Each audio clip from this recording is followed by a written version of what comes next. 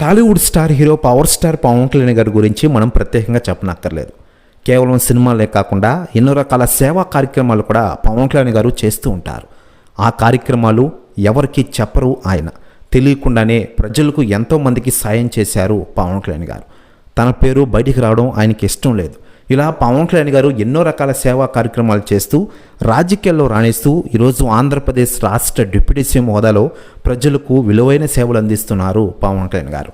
ముఖ్యంగా ఆంధ్రప్రదేశ్లోని గ్రామీణ అభివృద్ధిపై దృష్టి సారించారు పవన్ కళ్యాణ్ గారు.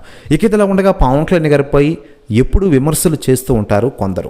వారి గురించి సెలబ్రిటీలు, రాజకీయ నాయకులు స్పందిస్తుండగా తాజాగా పవన్ కళ్యాణ్ గారి మాజీ భార్య రేణు దేశాయ్ గారు సంచలన వ్యాఖ్యలు చేశారట.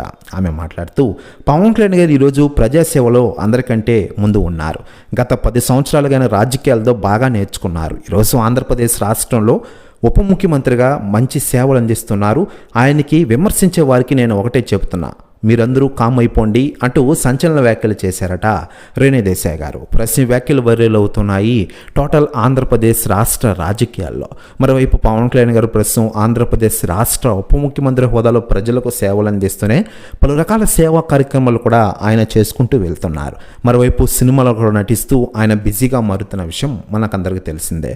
తన షెడ్యూల్ని అటు సినిమాలు ఇటు రాజకీయాలు అంటూ బ్యాలెన్స్ చేసుకుంటూ వెళ్తున్నారు పవన్ కళ్యాణ్ గారు.